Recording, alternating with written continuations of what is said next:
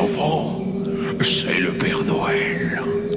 Le bruit m'a demandé de venir vous conter de belles histoires pour le bruit de l'Avent.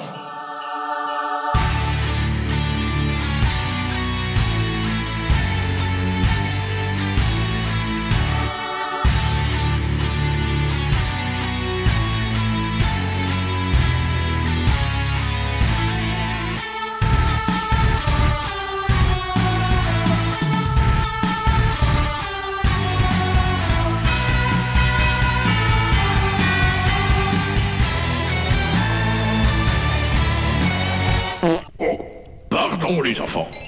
Bonjour. Wouh. Bonjour. Comment ça va? Tiens, ça va super. De l'amour pour toi, de l'amour pour toi, de l'amour pour toi. Tous nos auditeurs, je vous donne de l'amour aujourd'hui. Ah oui, vous allez en avoir plein. Vous allez en avoir. Ah oui. Je sais Alors, pas qu'est-ce que j'ai avec l'accent du Nord. Je sais pas, mais écoute, ça t'aussi à merveille. Non mais en plus, je le fais mal, quoi. Oui, mais ça te va très bien. C'est terrible. Moi, je considère que ton accent est le vrai, maintenant. Voilà. Ah, ok. C'est eux qui copient sur moi, en fait. Ouais, c'est ça, en effet. Eh oui. Et vous êtes nuls, vous savez pas bien imiter Germain. Eh ouais. Je vous donnerai des cours. Bon, mon petit Germain, écoute, on va se diriger vers notre magnifique calendrier en Ouais, bois, elle est inhabituelle. Elle a une forme un peu bizarre. Ah pas oui. qu'on boit d'habitude. Eh ben, on va ouvrir ça, voyons voir. Ouais. Alors, qu'est-ce à dire? Ah, elle est reposante. Ouais. Ah, je me sens bien. Bah dis donc. Je me sens bien. Du coup, bah, t'es tombé sur la case de Michael Kiwanuka, Germain, Oui. avec l'album Kiwanuka. Qui n'est pas un japonais. Pas Non. du tout. Pas du tout. Pas J'ai du pas tout. prononcé Kiwanuka. Allez. Eh Stop au bien, racisme. un tout petit peu. Eh bien, c'est un artiste, un chanteur, un compositeur, interprète et tout ce que tu veux, qui fait de la soul, folk, blues, avec un teinté rock prog sur des morceaux un peu vieux, un peu longs, je dirais, on va dire ça comme ça. Non. Je vais y revenir. Il y a pas mal de choses à dire là-dessus. C'est un anglais. Voilà, non, pas du tout un japonais. Non. Faut Alors là, je pense que tu t'y attendais pas. que tu mettes ça. Ouais. En effet, je m'y attendais pas. Voilà. Et ben moi non plus. Je m'attendais pas à ça. Je m'y serais plus attendu venant de moi que de toi, vois-tu. Donc, Ouais. Alors pour plusieurs raisons. La première raison, c'est que j'en ai en général, j'écoute pas trop les artistes en solo. Ouais. C'est quelque chose qui m'ennuie assez vite. Mm. Mais la différence de celui-là, c'est que pas vraiment solo en fait. En vrai, il est plus chef d'orchestre plutôt que tout seul. Un peu comme Ben Harper, quoi, ce genre de truc. Ouais, c'est un peu ça. Ouais. Ouais. Et alors le truc, c'est que c'est l'inconvénient d'être dans une bulle. Hein. C'est-à-dire que moi dans mon radar, j'ai du métal, j'ai du prog, j'ai un peu de rock. Mais tout ce qui passe autour, c'est occulté, c'est opaque, je ne vois pas. Ouais. Donc du coup, bah merci aux gens qui font des tops, qui sont bien plus ouverts que moi, qu'on trouve sur Internet, parce que là on arrive à la fin de l'année, donc Ouais. je me promène un petit peu, je cherche des trucs que je connais pas, et quand il y a un truc que je connais pas, bah, je clique parce que je suis quelqu'un de curieux. Et quand je l'ai lancé, je me suis dit tiens. Je sais pas comme d'habitude, mais il y a un truc qui me plaît, quoi. C'est un truc un peu chaleureux, c'est un peu de la soul, un peu de la folk, un peu du blues. Et ça m'a fait du bien, quoi. Donc du coup, j'ai commencé à écouter, et en fait, j'ai dévoré l'album tout le long. Je l'ai écouté plein de fois. Là, on a les statistiques de Spotify qui sont sorties. Ouais. Je pense que il fait partie du top maintenant, sauf que du coup, c'est trop tard. Donc c'est dommage. Too late. Et ouais, j'ai même écouté le précédent, hein, Love and Hate, qui a priori, comme je suis dans mon monde, je ne l'ai pas vu passer, mais a priori il est énorme, et en effet je confirme, il est énorme, il est aussi bien que celui-là pour moi. Pour moi les deux sont de la même qualité. Au niveau des thèmes, je vais passer vite parce qu'il n'y a pas grand chose à dire, mais globalement c'est assez triste. Ouais.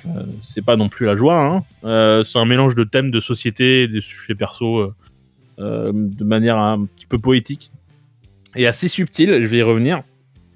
Là où je trouve que c'est subtil, en fait, c'est que il reste assez flou, en fait, dans ses phrases, et surtout, il fait des phrases courtes.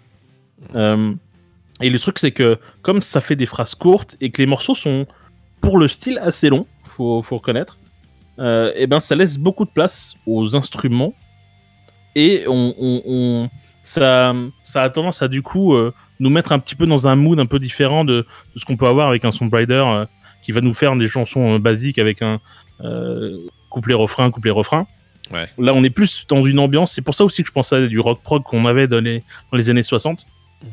Par exemple, au début du rock prog, en fait. Où c'est assez basé dans une... En fait, c'est vraiment un mix entre ce qu'on pouvait avoir de très ambiancé. Et ambiancé, ça veut pas dire ce que vous voulez. Mais en tout cas, avec beaucoup d'ambiance. Pas s'ambiancer avec la compagnie créole. Hein. Non, c'est pas vraiment l'ambiance. Mais avec beaucoup d'immersion, etc. Et le truc qui m'a frappé, c'est que je pense que ça a forcément frappé tout le monde, c'est qu'il a un son rétro années 60. Ouais. C'est assez bizarre parce qu'en fait, on retrouve même les distorsions qu'on pouvait avoir sur un vinyle, un vieux vinyle, avec même le micro qui arrive à saturer. Je sais pas si tu as entendu ça. Si. Et on a vraiment l'impression que ça a été enregistré à l'époque, quoi. C'est assez fou. Alors souvent, on le compare en fait à deux personnes en premier, et c'est pour ça aussi qu'on pense forcément aux années 60 et à la soul des années 60, 70. On pense souvent sur Wikipédia, sur son Wikipédia, ce sont les noms qui reviennent en premier, et c'est pas pour rien, c'est vrai en fait. On pense forcément à Bill Withers et Otis Redding. Ouais. Oui. C'est vrai. Ceci dit, moi j'aurais quand même rajouté du Jimi Hendrix. Il y a quand même des solos de guitare qui sont assez fous, avec un espèce de son très étouffé, très long, qui est un peu à la Jimi Hendrix. Et pour moi, il y a aussi du blues à la Pop Staples. Je sais pas si tu l'as entendu ça. Ouais, vite fait. Pour moi, il y a des moments qui sont assez blues en fait. Ouais. Et du coup, tous ces artistes-là, pour ceux qui les connaissent, si vous les connaissez pas, tapez ça sur Spotify. Ils sont tous très chaleureux, très ronds, très confortables. Tu sais, quand tu les écoutes, tu te sens un peu bien. Ça fait plaisir en fait, ça réconforte. Et il a tendance à mélanger un peu tous ces trucs-là, le Jimi Hendrix, le blues, le soul, avec un style très fluide où tout passe tout seul tout le long de l'album. Et il y a un truc qui m'a marqué, c'est que tout le long de l'album, c'est pas juste le chanteur qui fait sa live et il y a les sbires musiciens autour. C'est que tous les musiciens kiffent ce qu'ils sont en train de jouer en fait. Je sais pas si tu l'as ressenti. Si, ouais, parce que c'est un gros kiff pour tout le monde. C'est limite, t'as des impressions. On va pas dire que c'est ça parce que c'est jamais le cas en studio, mais t'as des impressions de jam, tu vois, où les mecs se lâchent un peu et d'un œil, le mec dit ok, ouais, on est dans la bonne direction et vas-y. Ouais, c'est pour ça que je parlais d'un chef d'orchestre. C'est vraiment c'est pas un album solo. C'est un album. Ouais, de jam, quoi. Ouais. Et si vous voulez vous en rendre compte, il y a plusieurs vidéos sur YouTube que vous pouvez trouver avec des sessions live où tu sens que tout le monde kiffe ce qu'il est en train de faire. Et c'est vraiment c'est un album très réconfortant, très chaleureux. Du coup, on va passer à un morceau qui est pas forcément le. c'est celui que je préfère de l'album. Par contre, il est prenant. Hein, et surtout quand on connaît un peu les paroles. Et de toute façon, le titre annonce la couleur. Hein, c'est clair. Ça va être. C'est pas joyeux. Par contre, c'est hyper beau. Donc voilà. Et on en reparle après. Le morceau s'appelle Final Days.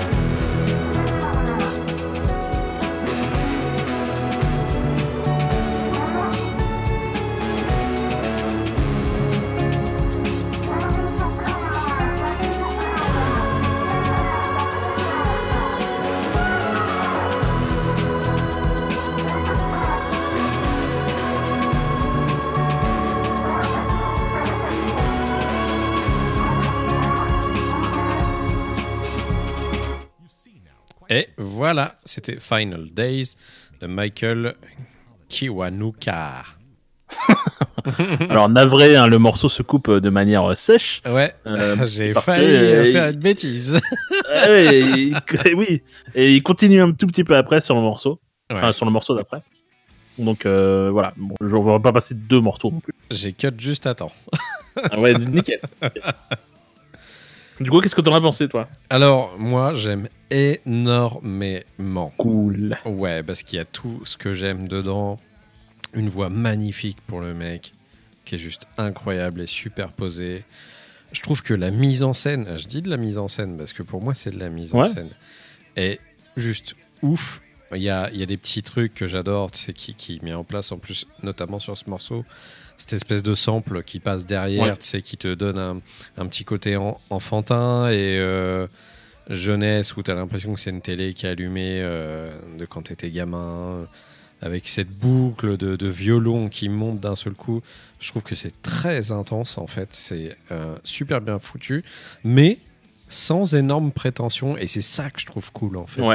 Parce que du coup, c'est pas un truc pour se la raconter, c'est vraiment juste un truc pour faire quelque chose de beau. Et c'est super bien joué. C'est énorme parce que en l'écoutant, je me suis dit que en duo, ça marcherait super bien avec un artiste. J'en ai pas parlé, il a sorti un album cette année. J'en ai parlé à aucun moment et je sais pas si j'en parlerai de toute façon là.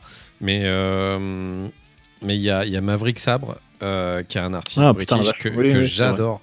Et je pense qu'un truc avec ces deux mecs, ça serait juste mais magnifique. Parce qu'ils font exactement le même style de zik en fait. Et ça serait juste incroyable, quoi. Mais vraiment, son album est excellent. Et j'étais très étonné, Germain, que tu choisisses ce Scud. Je sais que tu aimes bien les trucs bien foutus aussi comme ça. Mais là, à quelques jours de la fin de notre année 2019... ça a été une surprise pour moi de te voir débarquer avec ce genre d'album, quoi, franchement. Ah, j'en ai d'autres. Mais vous êtes un homme plein de ressources, Germain. Et oui. Mais voilà. Et foncez écouter cet album qui est juste fantastique, quoi. Ouais, il est vraiment beau. Et comme le disait Germain, n'hésitez pas à aller vers les autres. Voilà. Moi, c'est que j'écoute depuis un petit moment aussi.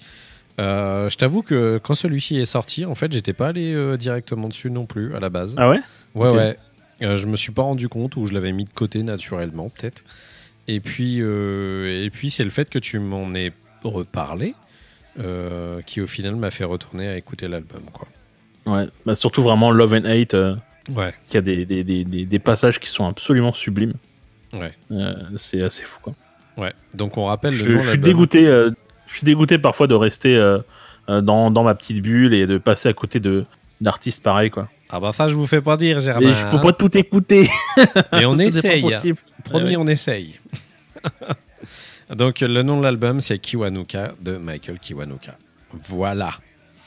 Eh bien Germain, écoute, merci beaucoup. Maintenant j'ai envie de me mettre dans un plaid grâce à toi. Ah c'est vrai que ça va d'aller boire du chocolat chaud en regardant un petit peu le brouillard à l'extérieur de ma fenêtre.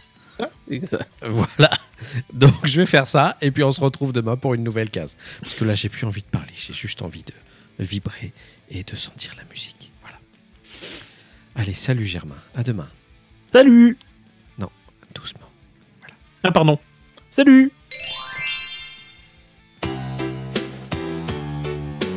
Un sapin, des cadeaux, de la neige et du couscous, des enfants, des grelots, des marmottes et du couscous. Du couscous à Noël, fallait y penser. Du couscous à Noël, ça c'est une idée. Ouais.